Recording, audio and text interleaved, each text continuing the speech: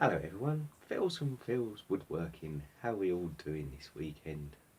It's a lovely sunny Sunday morning. Sorry, it's not a Sunday morning, it's a Saturday morning. Just a quick shop update. I've done a couple of these lately when I haven't made anything for a little while, so I thought I'd do another one just to say what I've been up to, if I've been up to anything. Obviously the last one I posted was in July, which was my son making his first pen, which was really good. Since then we've obviously had the school holidays, which I've not really done anything else apart from go on holiday, which was a lovely great holiday to Florida, thank you very much. Those that might have seen some stuff on Facebook. Anyway, since we've gone back, I have purchased a couple of tools to help with making some stuff. The first one was the Simon Hope 8mm hollowing tool, carbide hollowing tool. Just get it out of its packet. And a little while ago I posted on one of the woodworking Facebook pages, and I can't remember which one it was, whether it was Grit and Sheen, Woodworking UK and Ireland, or whatever it was. It was one about the crown hollowing tool, the mini one. Had a few replies to it about possibly purchasing it and stuff like that, and a lot of the comments were about if you get the right technique then it's a great tool. Then I did a very little research actually when I got back off holiday about this one. As you can see, it's square stock with a nice foam handle on it. I can't remember how long it is now. Let me have a quick measure. It's about 16 inches long from tip to end of handle, and if you're new, about 400mm long, 40 centimeters, if that helps. I've only just practiced with this on the machine when I got back with a little piece of where is it? A little piece of zebra wood, just to machine the little dish part out on this piece of scrap wood. This works really well because of the angle. The tip there, let's see if we can see, as you can see it's offset to the square things. You just keep this, as long as you keep this square onto the tool rest, you've got your right cutting angle. You don't have to do anything else. You just plunge it in, pull it out, plunge it in, pull it out. And if you want to make hollowing, it does hollowing really well. To get a finer cut, you use the very tip rather than the underneath part.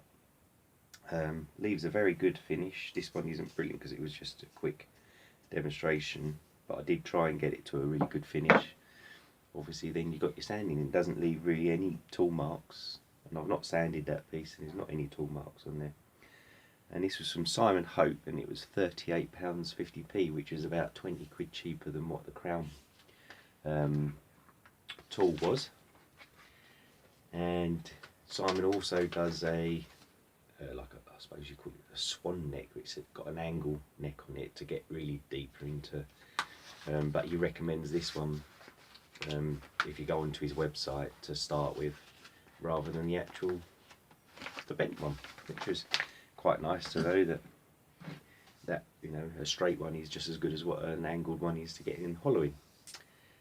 Simon was great. I went to his workshop to purchase it rather than purchase it online, because he's only about half hour for 40 minutes drive away. So I popped over to his workshop. Nice. He even offered to let me turn a piece, but I didn't take the offer up. I don't, at this present moment in time, I'm not 100% sure about using other people's work and tools and machines and stuff like that, in the fear of breaking them, to be quite honest. So it wouldn't work. Anyway, I don't think you can see it at the moment. I'm going to show you something else I've made. I went on to Bram. Sorry, Bram. I can't remember what your YouTube channel is. I subscribed to his channel just after we got off of holiday. I think it might have been Mike Walt might have had something on there, and I subscribed to his channel anyway.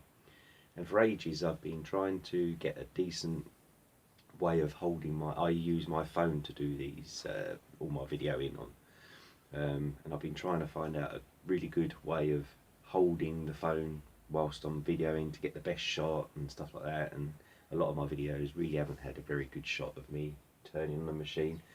I think my last one might have been okay until I put it up and got a really bad reflection on the bowl part, which I'm really sorry about. It looked okay when I looked in the camera, but obviously it wasn't when I've edited it. So when I went on to Bram's YouTube channel, and I saw a YouTube video post of him turning one of these lamps into a phone holder, and I'll just turn you around. Sorry about my hand in the way of the camera. And oh, not a very good shot with the light, I'm afraid. Well, can't see anything now. I'll try and get it in. Standing over here.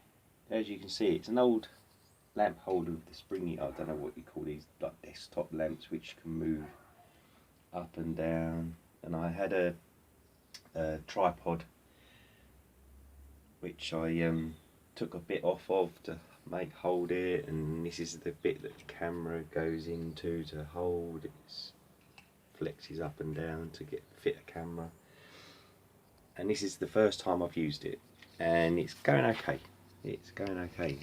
The time will tell when I start machining something in a little while. Oh, moved everything now. No, I don't want to do that.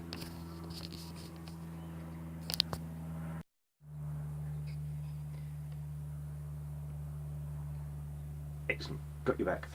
Right, anyway, so that's that made, and that was quite a simple job actually.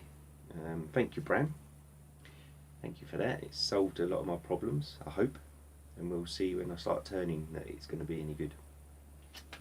Secondly, the thing I've purchased, don't tell the wife I purchased these. Okay, I'm going to try and keep you on the stand. It's a bit of a pain getting off. Are these, if you can see them, this is the step center, and I've got the revolving step center there. Now originally the center that came, the drive center that came with the my machine is one of these, the four-pronged ones, which was okay. I didn't really like it, and I saw lots of other turners using the step centers with the star bit. Let me get it out. Let me see if I can show you a better look. Right, there you go. As you can see, it's got all the teeth in it, and I've seen lots of turners using these, and I think these are a lot better and easier to use than the four-pronged ones. The four-pronged ones, you've got to really bash them in to make them connect properly, to drive the wood properly, or you can saw two slots at 90 degrees to each other so the four prongs can fit into those slots to drive it properly. And that was a bit of a hassle for me. All you do with these is put them in the headstock and the tailstock, bring them all back in together, tighten it all up, and these teeth dig in, they're razor sharp, so they just dig in, and all they do is leave little spots on the surface. Let's have a look, see if this is my next project, by the way, which will be going up after this. As you can see from there, you've just got all those little dots, and they're not very deep, but they're deep enough to drive. How I got these were from Taylor Murfield. They posted, I can't remember who it is that posted on Facebook, Grit and Sheen, saying that he'd got some of these left. The only problem is which just see it there. It's the shank is only a 1 Morse taper. So unfortunately, my machine takes 2 Morse tapers. So I had to go and buy a couple of sleeves just to do that, because they didn't have any 2 Morse tapers left. I think someone just got him just before me and asked for them, and they only had 1 left. So these come from China. Now everyone I speak to, as soon as you mention China for tools, oh, what a load of rubbish, what a load of rubbish, China, cheap, nasty, won't last very long. I used to be in engineering for 15, 20 odd years. I'll tell you something, they're better than what I used to use in engineering, and they were, the ones I used to in engineering were really top quality ones, and these, at the moment, I've only just got them, but just looking at them and seeing the quality of them are really fantastic. And it was £5 for a pair from China, and they got delivered really, really quickly. So I'm really, really happy with them.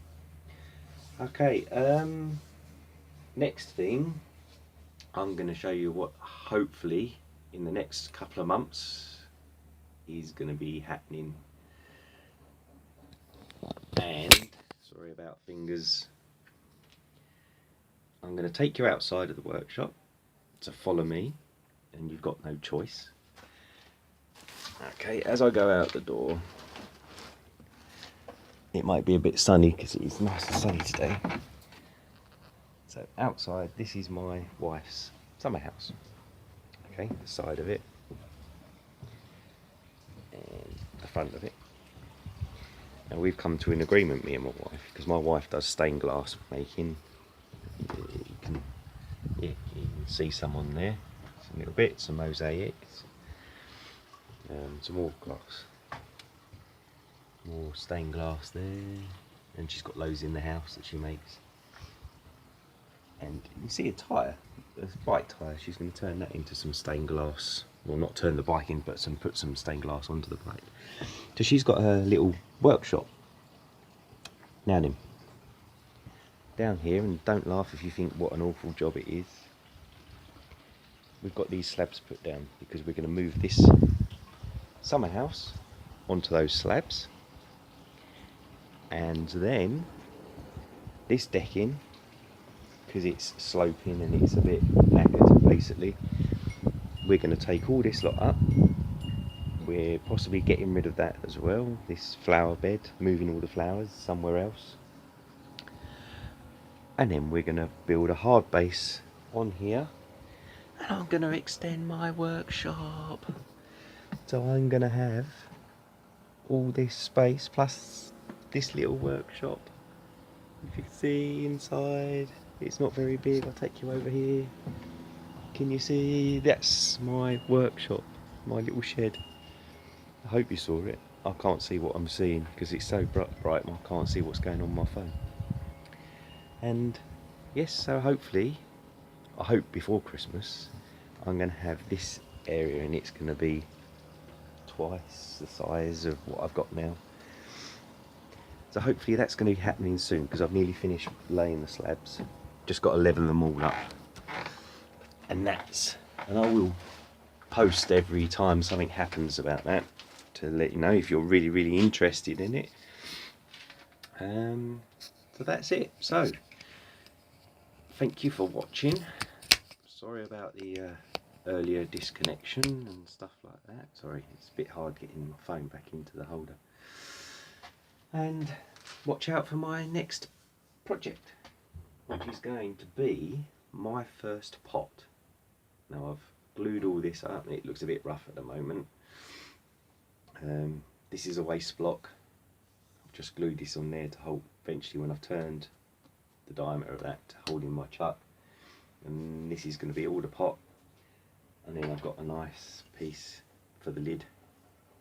So that's going to be coming up soon. I'm going to start that today. So great. So everyone, I think lots of people are at Yandles this weekend. It's their show. I couldn't get down to it. It's a bit far to travel for me, just for one day, so I decided not to. Plus I've got to work today and tomorrow, Sunday. I want to get in the shed and finish this pot if possible. The wife will let me. Great. So thanks guys, thanks for watching. See you all soon in the next video. Ta-da!